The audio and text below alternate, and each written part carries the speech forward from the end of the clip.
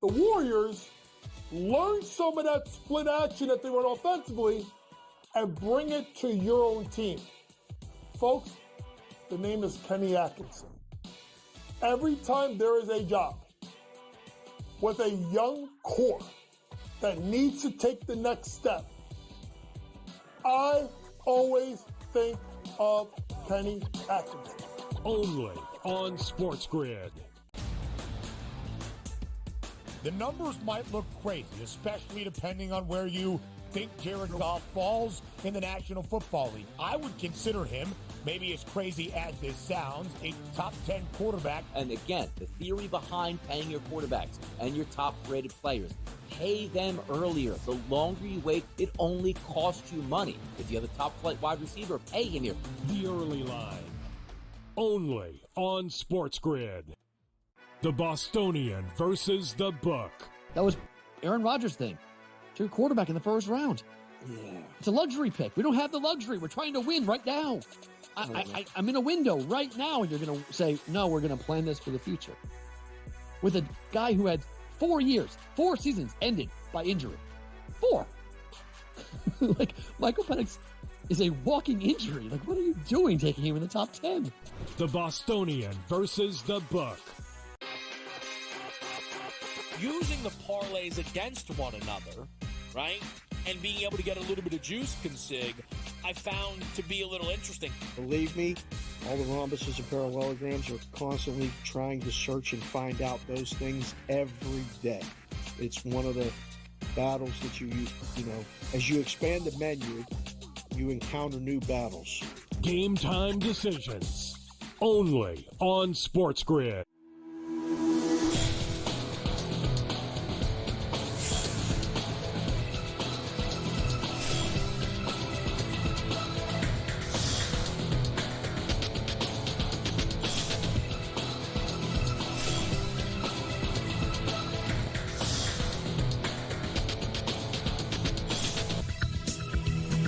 Good morning. Welcome to NewsWire here on SportsGrid. I'm Craig Mish, and boy, do we have plenty to deliver to you here on the show today. It's been a very busy morning for us as we've got a ton of news to deliver, some breaking news as well, and we'll cover everything that we normally do here on the show. Jacob Camenker will be with us from Sporting News. We'll break down everything happening, of course, in sports. We'll get a little bit into the National Basketball Association with the finals coming up on Thursday. Jim Gazzale's with us from Legal Sports Report, and then Brady Kannon previews the upcoming PGA Tour event this weekend.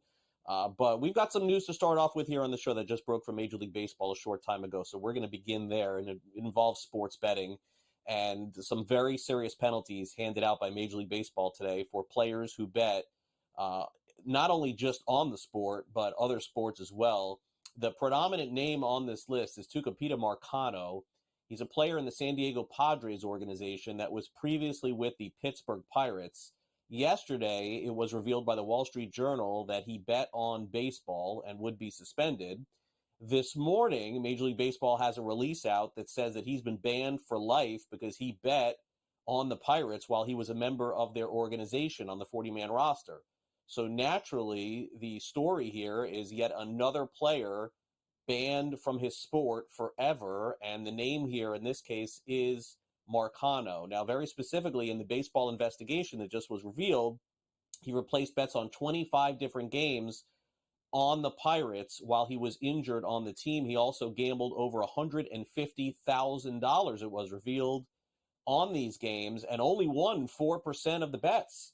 So hopefully this is a lesson learned to other players in their sport. This is not as easy as it would look. But baseball has also released 4 additional names of players who bet, but not on baseball, just for gambling violations. One is Michael Kelly of the A's. The other is former first-round pick, 12th pick overall, Jay Groom, left-handed pitcher now of the Padres. He's also been suspended 1 year.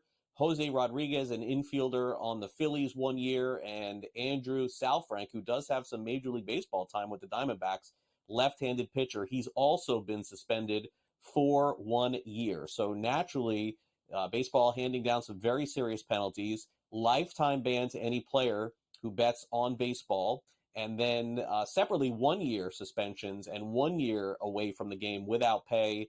Essentially what they call this is the restricted list for players that were just betting and violated gambling violations from the league. So that's where we begin there. Now let's begin to some of the action that happened last night.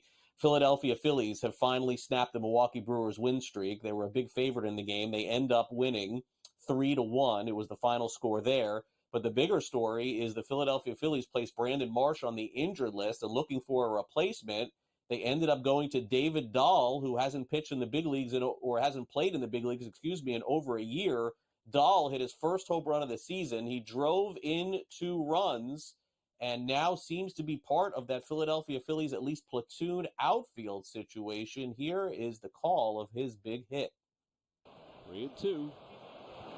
That ball's drilled out toward right field. Is it high enough? It is! It's gone! Oh, my God. David Dahl, welcome back to the big leagues. He's 2 for 2.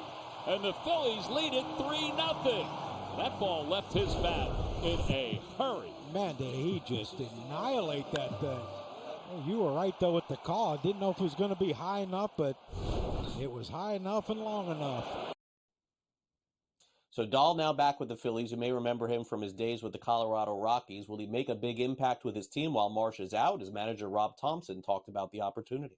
The entire bottom of the order, Dahl, Sosa had an RBI, Rojas 2 hits and an RBI. So it's good to see. But, David can hit, and it's a credit to, going into the offseason last year, we were talking about depth. We were talking about pitching depth, but also position players, and the front office went out and got it. And you need it because there's going to be injuries. They're going to get banged up. It's a long year. And a credit to our player development system for keeping those guys sharp and getting them going. And, it was great to see. Well, I'll tell you the truth, when it first started, I was a little bit sped up, because it was, especially the first day, there was a lot of things going on and a lot of meetings and a press conference and, trying to figure out my routine because it completely changed. And so now I'm into my routine, so that's a little bit easier right now. But, there's still a lot of decisions to make and a lot of things to do on a daily basis. So it's a little bit different, but a lot's the same. Rob Thompson, of course, of the Philadelphia Phillies, one of the candidates for Manager of the Year, NBC Sports Philadelphia with the call there. As far as the battle in the East between the Orioles and the Blue Jays, give it to the Orioles last night, 7-2 the final. A slight favorite was Baltimore in this game, and Toronto had won 5 out of 6, but the Orioles are just simply red hot right now and refuse to lose. The big hit in this game was from Austin Hayes. He had a 2-run home run at the top of the 4th inning. Here is the call from Masson, the Mid-Atlantic Sports Network. Out to deep left field. This is well struck. And this ball is out of here. Austin Hayes got all of that one. It's the Orioles' second home run of the game. It's another 2-run shot, and the O's extend their lead further in this 4th inning. Really good to see that from Austin Hayes there. Put a jolt into that one. Austin Hayes made the most of a mistake. And the Orioles go on to win that game. Brandon Hyde talked about the pitching on the side of the Orioles with Grayson Rodriguez, also Hayes' home run.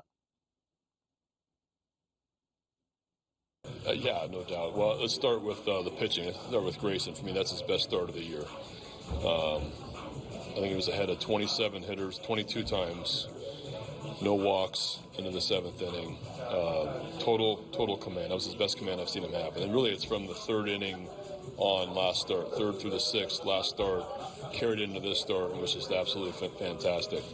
And then Hazy, it's great to see him after a tough start play with some edge right now and plan to compete, to win, and taking some really, really good swings and providing some offense for us. How big can a game like this be for Hayes' confidence? Well, I think you saw it yesterday. I mean, he picked up where he left off the last couple of days, and great to see. Gossman's a tough starter, and he got a split, hit it out, and it's another homer. So awesome to see. Let's get to some other baseball news and notes. Blake Snell, the prize free agent of the San Francisco Giants, is going back on the injured list, this time with a groin strain. He missed time with an adductor strain. Jim Leland, who was announced the Pirates are going to be retiring his number. The Tigers are doing the same thing. He's going into the Hall of Fame in July. In college sports, The Florida Gators have advanced to the NCAA Super Regional after beating Oklahoma State. The final was 4-2 in the game yesterday. And also the Gators women's softball team ended Oklahoma's 20-game NCAA women's streak. So it is great to be a Florida Gator right now. Big news out of the French Open. The champion from last year will not repeat this year as Novak Djokovic is pulling out of Roland Garros. It was a incredible run for him there, but he's got a knee injury, and it's going to be, in terms of his future, sort of uncertain as to how he proceeds. But as of right now, will be out of the Slam quarterfinals. UFC 303 had its news conference canceled. It was supposed to be Conor McGregor and Michael Chandler taking place in Dublin later in the day. That's not going to happen. We'll see what that means if they end up fighting. Meanwhile, CeeDee Lamb apparently not participating in Dallas Cowboys OTAs at the moment. A new contract extension is what Lamb is seeking, and he saw Justin Jefferson get that yesterday. And finally, some sad news from the National Football League as Hall of Famer and offensive lineman Larry Allen passed away at the age of 52 years old. Very sad story there. One other real quick note here from the National Basketball Association. When the NBA Finals open up on Thursday, it does look like Kristaps Porzingis will be able to play for the Boston Celtics, as Stadium is reported that he's gone through full practice and should be back. All right, coming up next, Jacob Camenker joins us from the Sporting News. We'll talk about everything happening in the NFL, including the new contract with Justin Jefferson.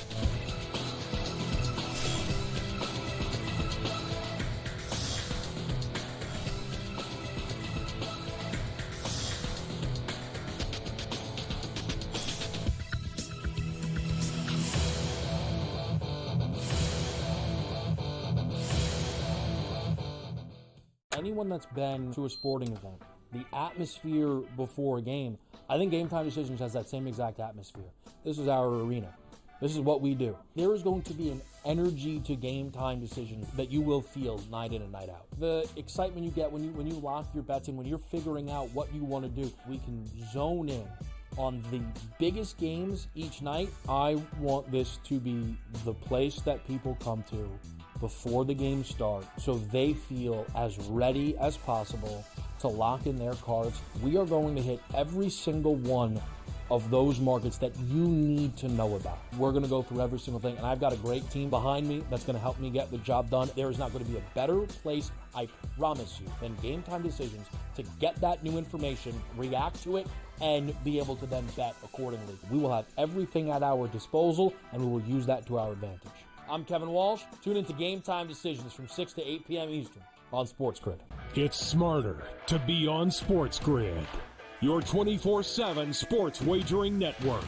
The early line. Magical and historic season in Lincoln, Nebraska continues. He is the best player in the NBA, but also in the biggest moments where the national media is watching. NewsWire. Something that we have never seen happen before with one of the iconic coaches in the game. Pharrell Coast to Coast. The team covers. It's automatic.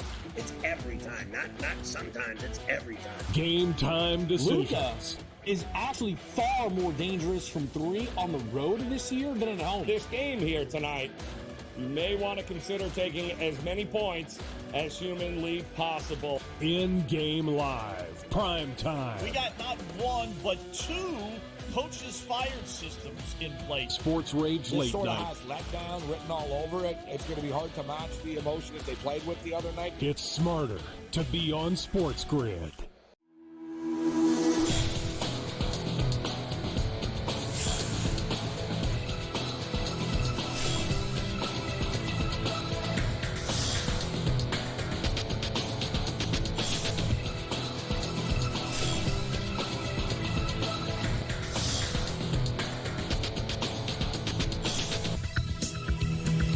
Welcome back to NewsWire here on SportsGrid. Jacob Camenker joins us from Sporting News. Got a lot to talk about today. National Football League stealing a little bit of the headlines. It's kind of funny is that they're always trying to steal the headlines, Jacob.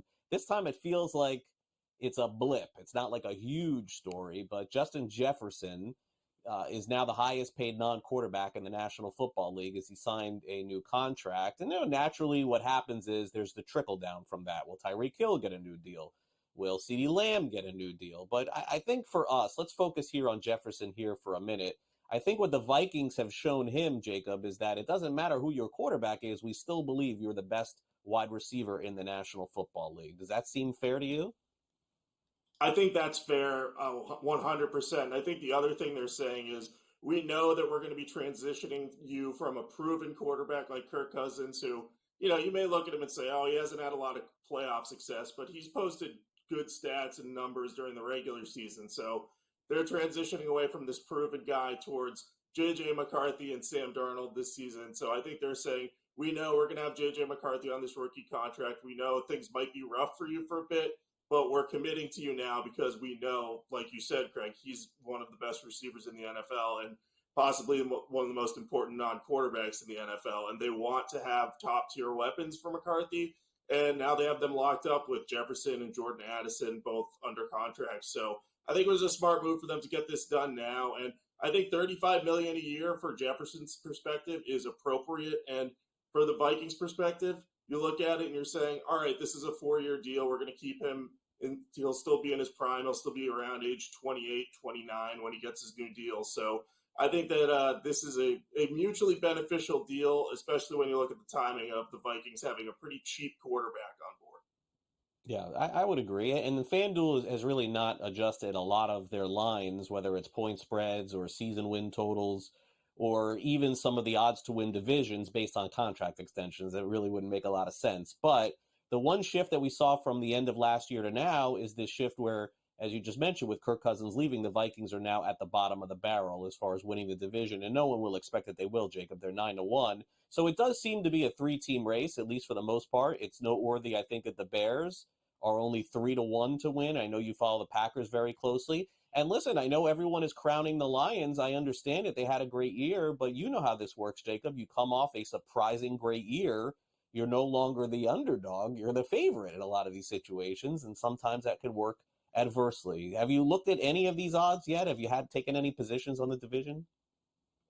I have. I think the NFC North might be the toughest division in football if you look at it from the perspective of the Lions are returning a lot of their talent, and they fixed one of their biggest issues, which was at the cornerback position. They spent their first 2 draft picks on Terrion Arnold and Ennis Rakestraw, or Rakestraw. I can never remember how to pronounce the last name there.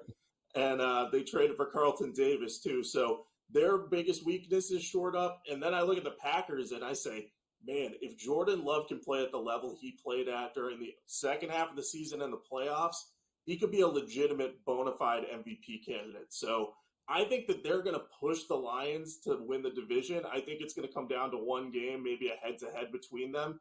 And I think both teams make the playoffs. The Bears, I think, are appropriately ranked here. I think they have a lot of upside, but I'm worried they might start the season slowly with the new quarterback and the new offensive coordinator. I think there's a lot of things they still have to iron out, but they have a lot more talent than they once did. So I think those 3 teams are looking excellent to me, at least from a future perspective. The Lions look good right now. The Packers look good right now. I think in 2025, the Bears could be a legit contender.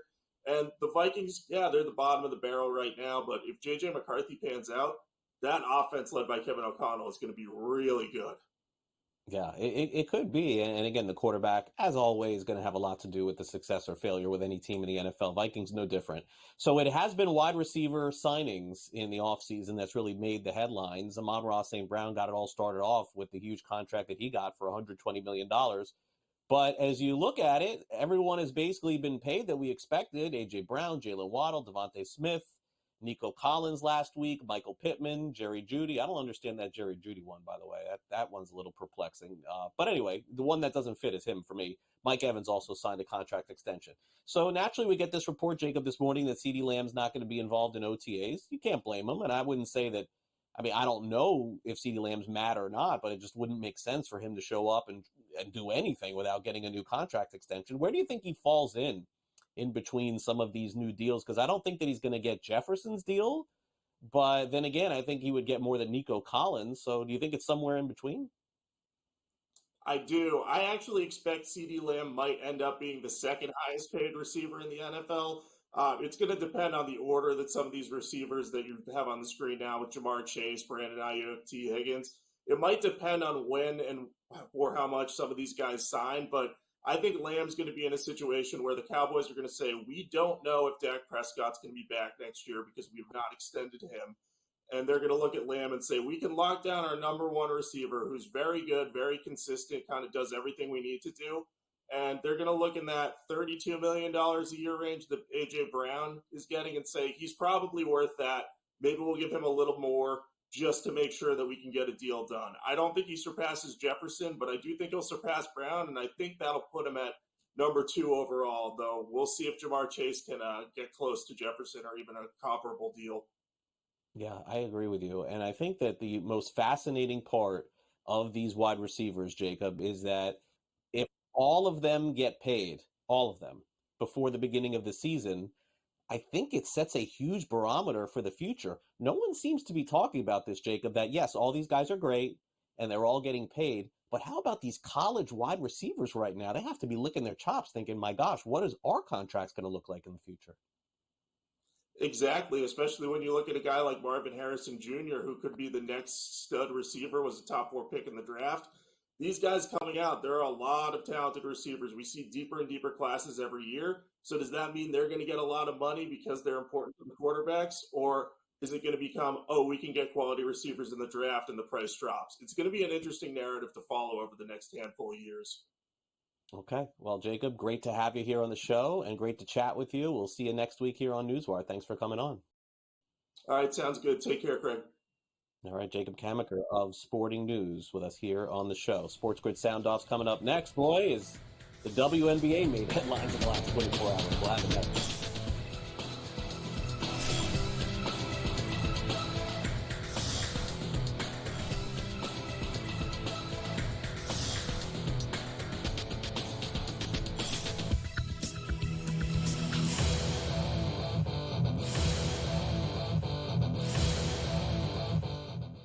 Anyone that's been to a sporting event, the atmosphere before a game, I think Game Time Decisions has that same exact atmosphere. This is our arena. This is what we do. There is going to be an energy to Game Time Decisions that you will feel night in and night out. The excitement you get when you lock your bets in, when you're figuring out what you want to do, we can zone in on the biggest games each night. I want this to be the place that people come to before the games start so they feel as ready as possible to lock in their cards. We are going to hit every single one of those markets that you need to know about. We're going to go through every single thing, and I've got a great team behind me that's going to help me get the job done. There is not going to be a better place, I promise you, than Game Time Decisions to get that new information, react to it, and be able to then bet accordingly. We will have everything at our disposal, and we will use that to our advantage. I'm Kevin Walsh. Tune into Game Time Decisions from 6 to 8 p.m. Eastern on SportsGrid. It's smarter to be on SportsGrid, your 24/7 sports wagering network. The early line. Magical and historic season in Lincoln, Nebraska continues. He is the best player in the NBA, but also in the biggest moments where the national media is watching. NewsWire. Something that we have never seen happen before with one of the iconic coaches in the game. Pharrell coast to coast. The team covers. It's automatic. It's every time. Not sometimes. It's every time. Game time decisions. Luka is actually far more dangerous from 3 on the road this year than at home. This game here tonight, you may want to consider taking as many points as humanly possible. In-game live. Prime time. We got not one, but 2 coaches fired systems in place. Sports Rage Late sort Night. of has letdown written all over it. It's going to be hard to match the emotion that they played with the other night. It's smarter to be on SportsGrid.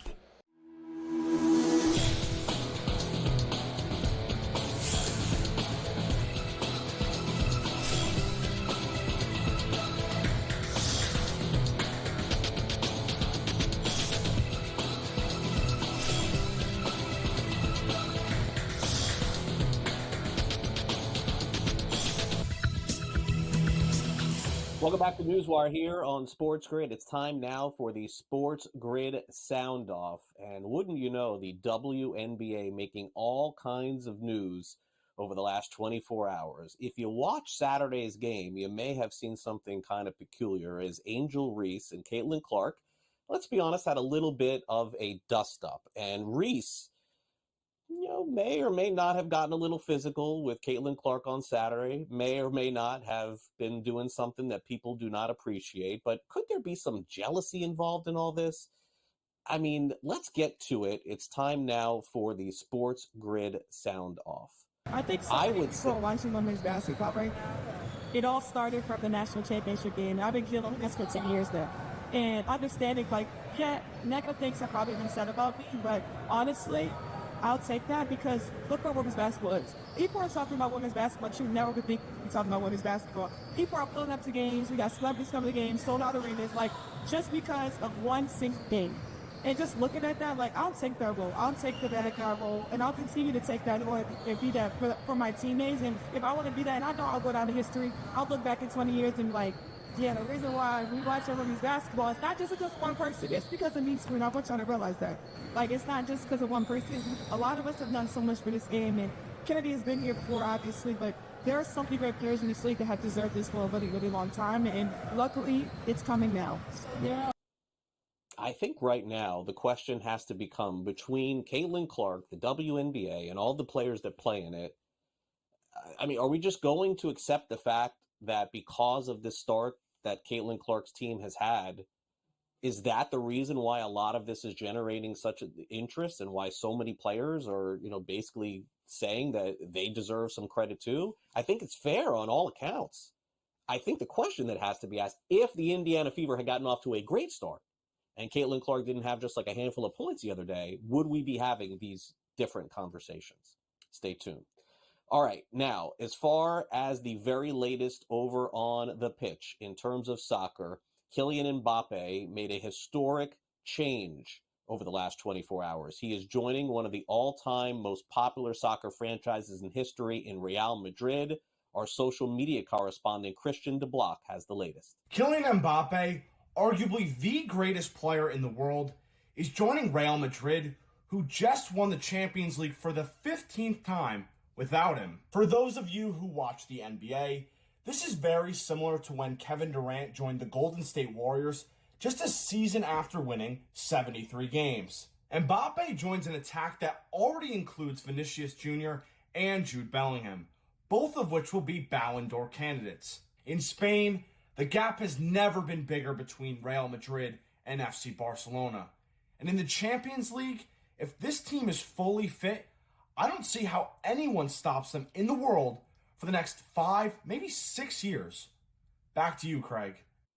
All right, thanks very much, Christian. And you know what? When it comes to Mbappe, he's one of the most popular people in the sport. Isn't it nice to not be discussing our good friend Lionel Messi for once and talking about somebody else in Mbappe?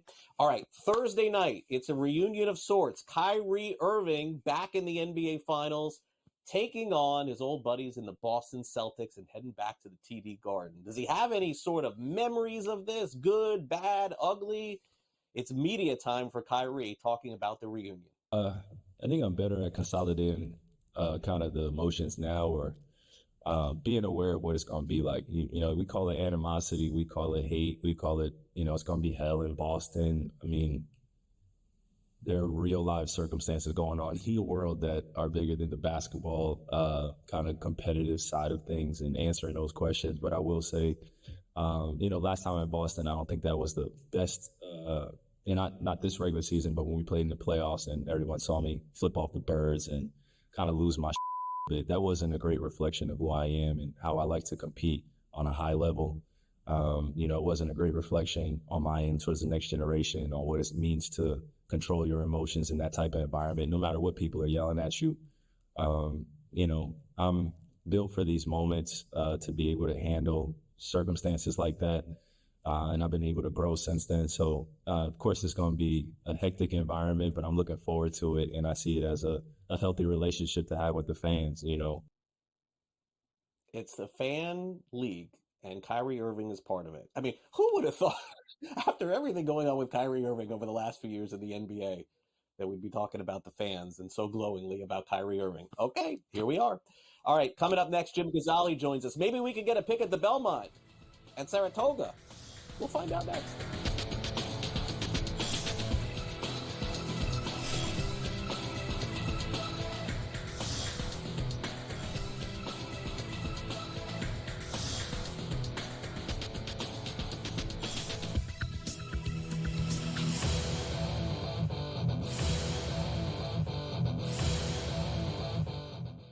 anyone that's been to a sporting event, the atmosphere before a game, I think Game Time Decisions has that same exact atmosphere. This is our arena. This is what we do. There is going to be an energy to Game Time Decisions that you will feel night in and night out. The excitement you get when you lock your bets in, when you're figuring out what you want to do, we can zone in on the biggest games each night. I want this to be the place that people come to before the games start so they feel as ready as possible to lock in their cards. We are going to hit every single one of those markets that you need to know about. We're going to go through every single thing, and I've got a great team behind me that's going to help me get the job done. There is not going to be a better place, I promise you, than Game Time Decisions to get that new information, react to it, and be able to then bet accordingly. We will have everything at our disposal, and we will use that to our advantage. I'm Kevin Walsh. Tune into Game Time Decisions from 6 to 8 p.m. Eastern on SportsGrid. It's smarter to be on SportsGrid, your 24/7 sports wagering network. The early line. Magical and historic season in Lincoln, Nebraska continues. He is the best player in the NBA, but also in the biggest moments where the national media is watching. NewsWire. Something that we have never seen happen before with one of the iconic coaches in the game. Pharrell coast to coast. The team covers. It's automatic.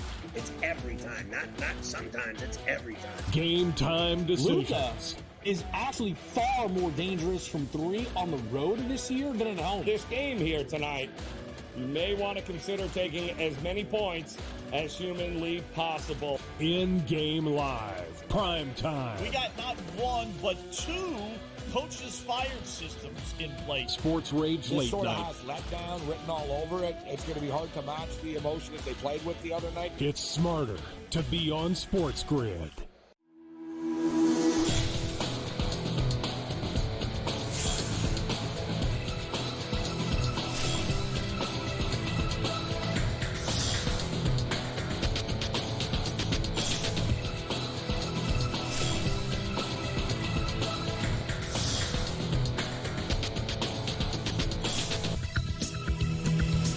Jim Gazzale's with us, and we're going to get into everything happening in Major League Baseball. There's some huge news in terms of sports wagering and suspensions and permanent bans. Also, one quick note I just reported for us here on social media that the Miami Marlins are DFAing Gazzale Garcia. He signed a 4-year, $53 million contract. He still has $12 million on his contract for next year and another $5 million buyout. The Marlins are going to eat that and say goodbye to Gazzale Garcia. It's a lot of money. All right, now, speaking of money and speaking of indiscretions, Jim Gazzale didn't think that's what we would be talking about as we started off the show. Jim just wanted to do some horse racing, come on, talk about the Belmont and Saratoga. He thought that's what we were going to do.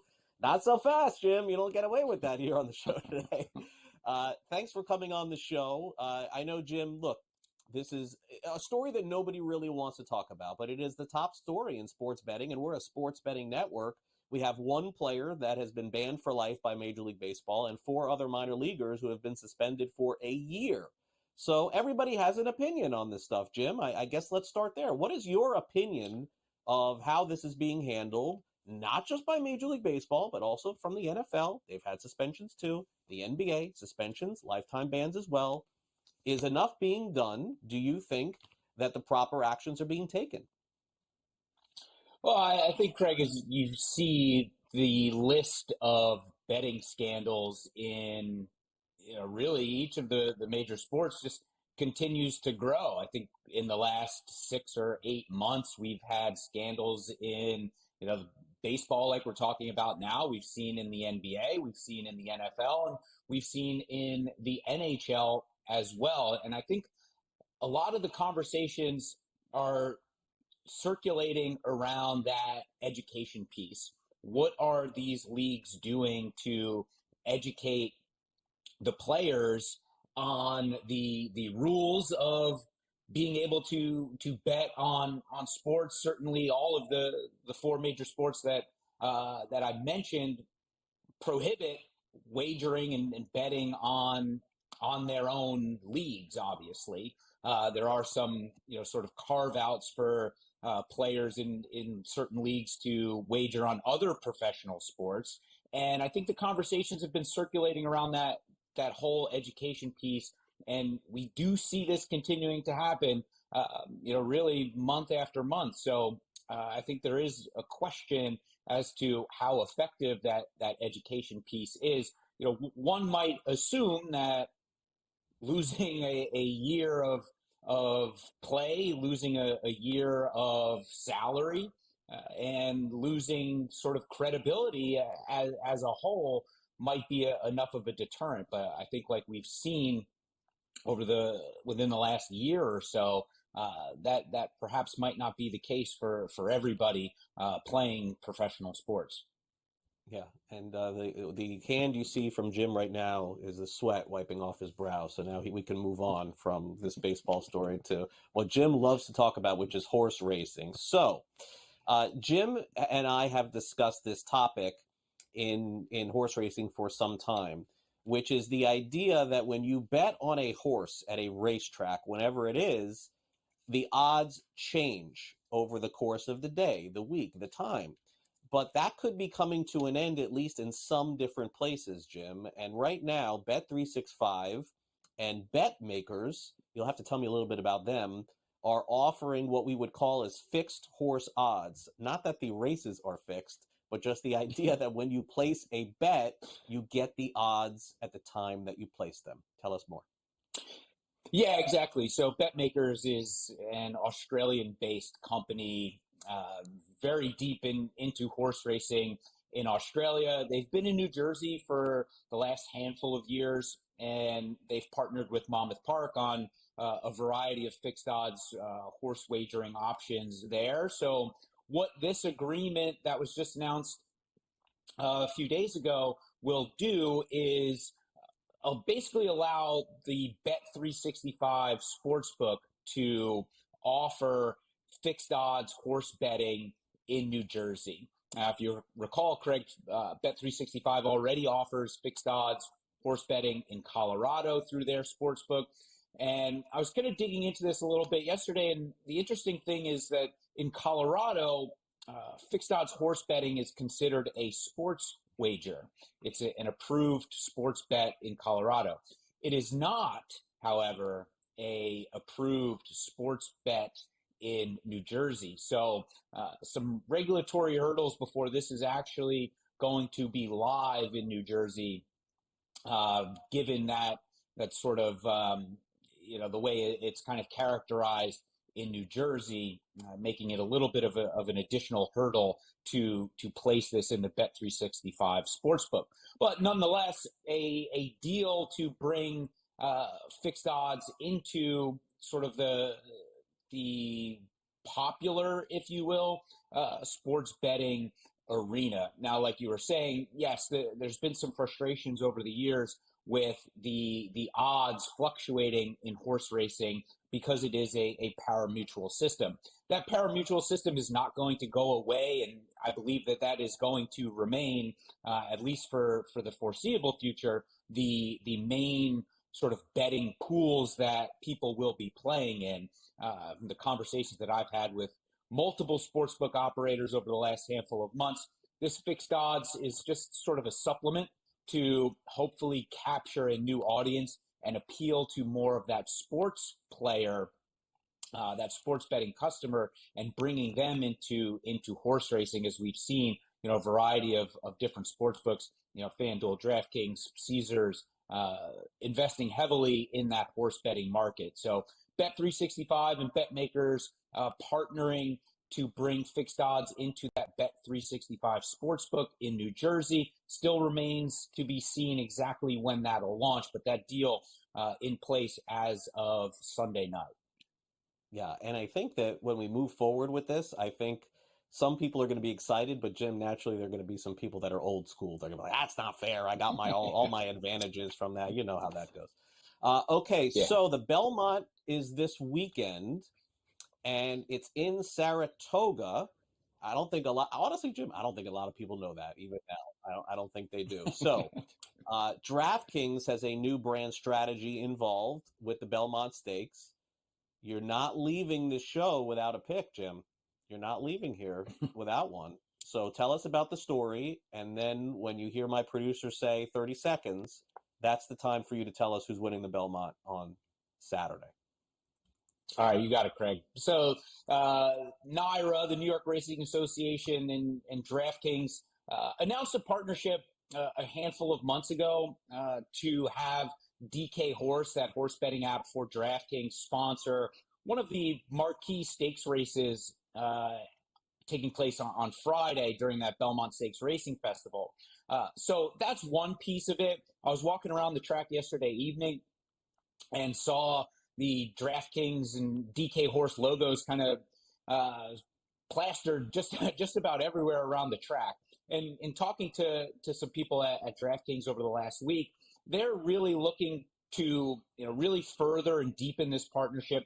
They'll be sponsoring a race later this summer at Saratoga, the Travers Stakes, the most popular race in Saratoga during the summer. So a heavy investment, like I was just talking about a few minutes ago, from DraftKings into the horse betting marketplace, and they're looking to appeal to some VIP customers. They're also looking to appeal to just the casual horse player. They've been a big proponent of fixed odds, so we'll see what comes of this. But 2 years in a row that NYRA and DraftKings have struck up a partnership. And for the race on Saturday, I like Sierra Leone, finished second in the Kentucky Derby. Has had a good string of workouts for Chad Brown. He's a morning line favorite, so kind of chalky, but that's what I'm going with. All right, Jim. Thanks for coming on. Brady Kannon joins us next.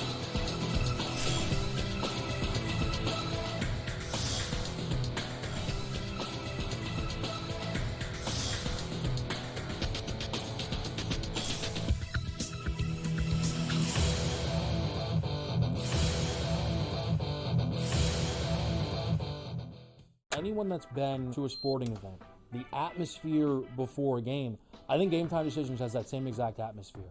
This is our arena. This is what we do. There is going to be an energy to Game Time Decisions that you will feel night in and night out. The excitement you get when you lock your bets in, when you're figuring out what you want to do, we can zone in on the biggest games each night. I want this to be the place that people come to before the games start so they feel as ready as possible to lock in their cards. We are going to hit every single one of those markets that you need to know about. We're going to go through every single thing, and I've got a great team behind me that's going to help me get the job done. There is not going to be a better place, I promise you, than Game Time Decisions to get that new information, react to it, and be able to then bet accordingly. We will have everything at our disposal, and we will use that to our advantage. I'm Kevin Walsh. Tune into Game Time Decisions from 6 to 8 p.m. Eastern on SportsGrid. It's smarter to be on SportsGrid, your 24/7 sports wagering network. The early line. Magical and historic season in Lincoln, Nebraska continues. He is the best player in the NBA, but also in the biggest moments where the national media is watching. NewsWire. Something that we have never seen happen before with one of the iconic coaches in the game. Pharrell coast to coast. The team covers. It's automatic. It's every time. Not sometimes. It's every time. Game Time Decisions. Luka is actually far more dangerous from three on the road this year than at home. This game here tonight, you may want to consider taking as many points as humanly possible. In-game live, prime time. We got not one, but two coaches fired systems in place. Sports Rage This late sort of night. has letdown written all over it. It's going to be hard to match the emotion that they played with the other night. It's smarter to be on SportsGrid.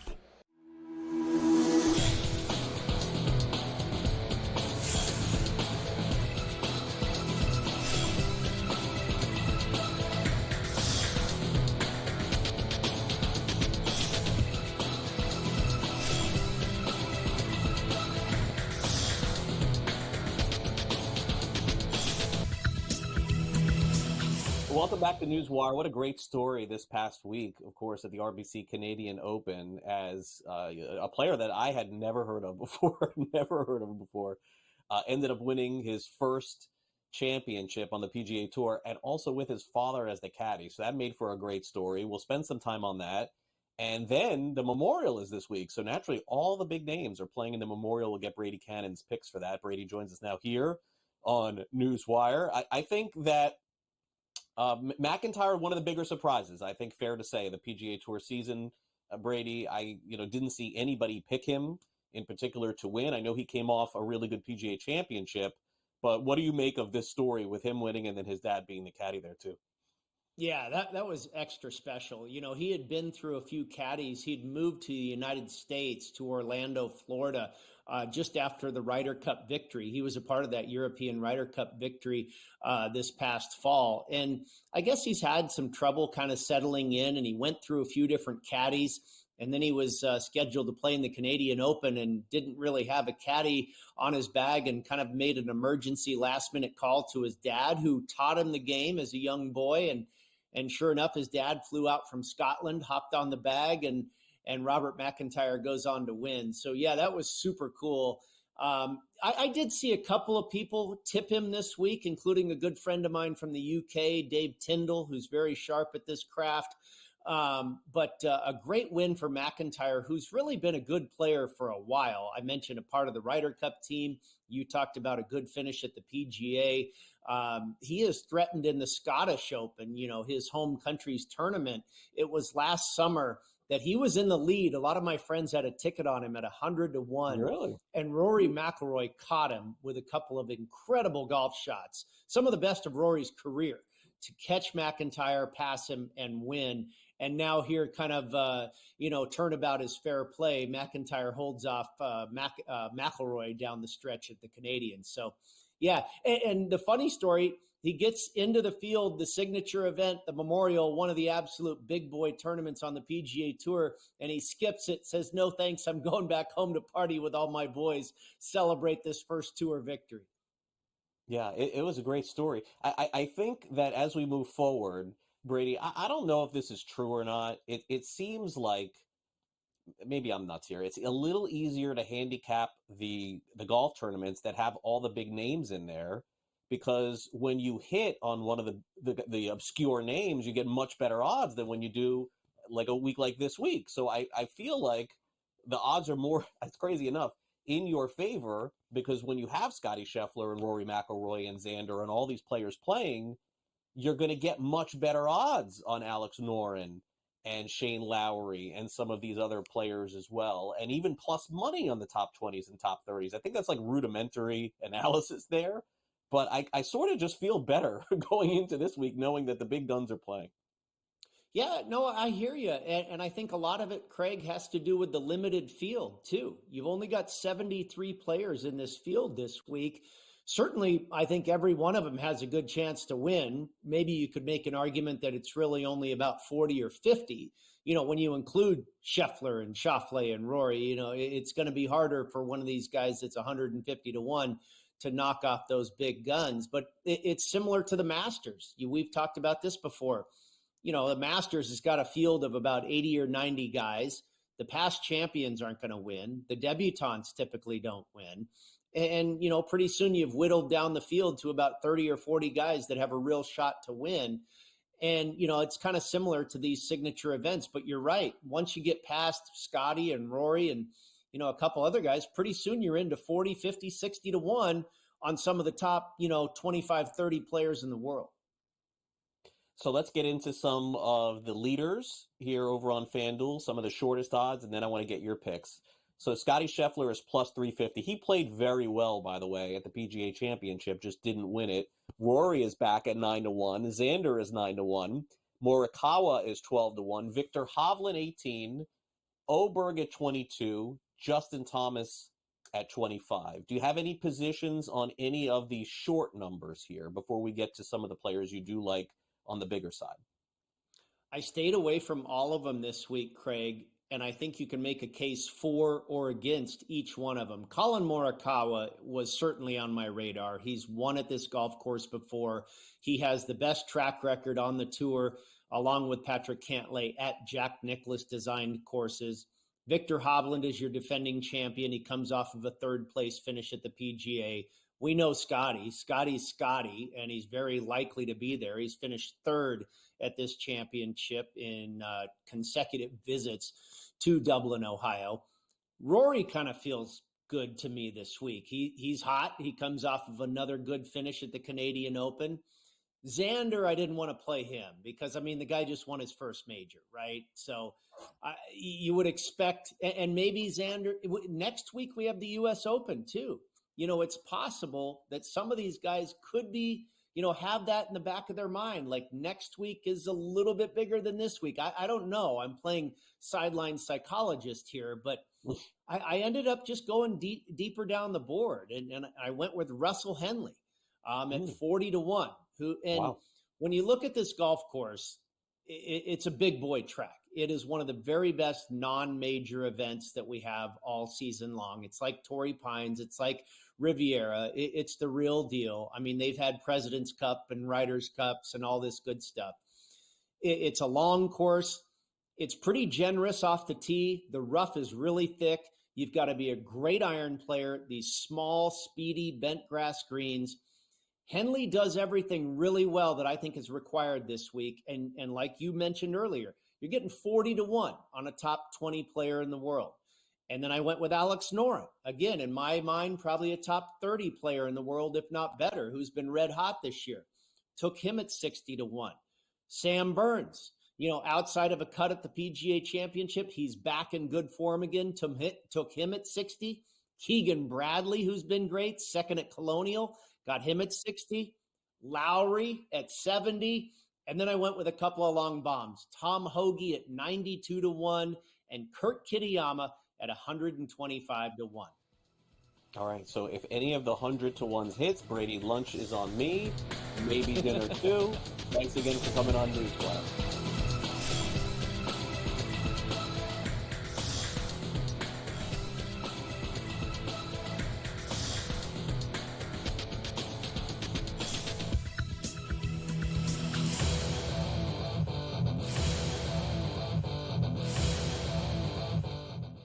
Anyone that's been to a sporting event, the atmosphere before a game, I think Game Time Decisions has that same exact atmosphere.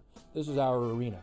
This is what we do. There is going to be an energy to Game Time Decisions that you will feel night in and night out. The excitement you get when you lock your bets in, when you're figuring out what you want to do, we can zone in on the biggest games each night. I want this to be the place that people come to before the games start so they feel as ready as possible to lock in their cards. We are going to hit every single one of those markets that you need to know about. We're going to go through every single thing, and I've got a great team behind me that's going to help me get the job done. There is not going to be a better place, I promise you, than Game Time Decisions to get that new information, react to it, and be able to then bet accordingly. We will have everything at our disposal, and we will use that to our advantage. I'm Kevin Walsh. Tune into Game Time Decisions from 6 to 8 p.m. Eastern on SportsGrid. It's smarter to be on SportsGrid, your 24/7 sports wagering network. The early line. Magical and historic season in Lincoln, Nebraska continues. He is the best player in the NBA, but also in the biggest moments where the national media is watching. NewsWire. Something that we have never seen happen before with one of the iconic coaches in the game. Pharrell Coast to Coast. The team covers. It's automatic. It's every time. Not sometimes. It's every time. Game Time Decisions. Luka is actually far more dangerous from three on the road this year than at home. This game here tonight, you may want to consider taking as many points as humanly possible. In-game live. Prime time. We got not one, but two coaches fired systems in place. Sports Rage This Late sort Night. of has letdown written all over it. It's going to be hard to match the emotion that they played with the other night. It's smarter to be on SportsGrid.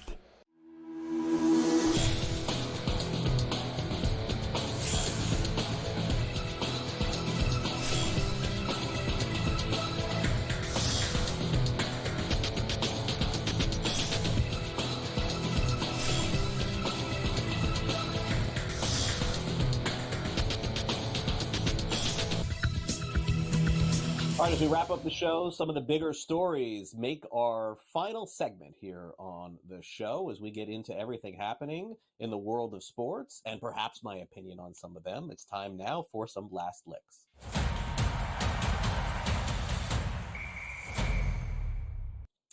And we begin with that player on your screen right there. You have no idea who he is. You've never heard of him before, and you probably never will again until, somebody brings it up in terms of sports betting. Tucupita Marcano. That is that gentleman's name right there. He is a player in the San Diego Padres system who played Major League Baseball for a very short period of time and never will again. This player named Tucupita Marcano decided it was a good idea while he was on the Pittsburgh Pirates and injured to place bets, although we don't know specifically on or against, but definitely involving the team that he was with, the Pittsburgh Pirates. 24 years old, and at this stage of his career, it is over for him playing in the United States. Major League Baseball made the announcement earlier today that he has been banned for life. They also suspended 4 other players, minor league players, for betting on sports, although it was not involving baseball. So the one thing that I want to take away from this story today is a question that was actually asked of me earlier today on our great show called The Early Line with Ben Stevens and Donnie Rightside, which is Major League Baseball doing enough to police their own players, to make sure they are educated? I don't think it's fair to single out Major League Baseball in this situation. We literally just had this happen in the NBA with player props. We've had players in the NFL suspended as well. If you believe there is a problem regarding education, let's blame everyone, not just baseball, because simply put, baseball's probably been the one that's been the leanest as far as this is concerned. I mean, you literally had a player in the NBA betting his own props in the middle of a game. So before we throw baseball under the bus, throw some football under the bus, throw some NBA bus as well. All right, so some bad news to some good news. One of my favorite shows growing up, is it fair to say growing up? Was I that young? American Gladiators. Yes, American Gladiators could potentially be coming back. Do you remember this show? Does anybody remember American Gladiators? We've seen incarnations of this in the past, but your average everyday person in reality format used to go up against some of the most popular big men and women of all time. They would never win, and if they did, it was some agility. Like, they literally would have to run around them. You couldn't beat them physically to anything. But this was one of the more popular shows that I can remember, and I'm glad that they're deciding to bring it back. Everything that is old, of course, is new again. When we get the exact details as far as when and how this is going to air, we'll bring them to you here on the show. All right, a new sports card sale. You know we always like doing this. Guess who? It is Michael Jordan. Yet again, the new all-time highest-selling Michael Jordan card is here. The final price, $2.928 million on his 2003 Upper Deck Ultimate Collection Michael Jordan signed Logo Man. It is the all-time record for any Michael Jordan card. You may remember back in 2003, Upper Deck used to have the licensing for NBA cards. They no longer do. It then went to, I believe it is Panini. And now I also think it's headed back to Fanatics at some point, and Topps as well. Regardless of that, $3 million for a basketball card that is, by the way, produced over the last 20 or 30 years. So comes a little bit, I guess, as a surprise, but anytime there's a one-of-one card involving the best player of all time, then you could understand how that would make sense. All right, that will do it for our show today. And we got some great programming, by the way, coming up for you. As soon as I am out of here, I'm going to tell you all about it, because as soon as I am done at noon Eastern, we've got the early line. That is followed by Scott Farrell, Coast to Coast, at 3 o'clock Eastern. So make sure you stay tuned to that show. It's 3 to 6 Eastern, followed by Game Time Decisions at 6 p.m. Eastern, in-game live prime time following that. And then it is Gabe and Sports Rage tonight, late night, right here on the SportsGrid Network. Thanks to Brady Kannon for coming on the show. Also, thanks to Jim Gazzale, as well as Jacob Camenker. Those were our guests today, as well as our guest contributors from our social media team. For our associate producer, Frank, and my producer, Michael, I'm Craig Mish. I hope you enjoy the rest of your day. I'll be right back here for our next edition of NewsWire tomorrow morning at 11 a.m. Eastern. Make sure you tune in then. And also, don't forget, as we get closer and closer to the football season, you can also watch me Saturday mornings at 9 a.m. Eastern for a show called Fantasy Sports Today. Never seen it before? Tune in. Me and Davis Maddock host every Saturday at 9 a.m. Eastern. Have a great rest of your day. I'll see you tomorrow morning for our next show. See you then.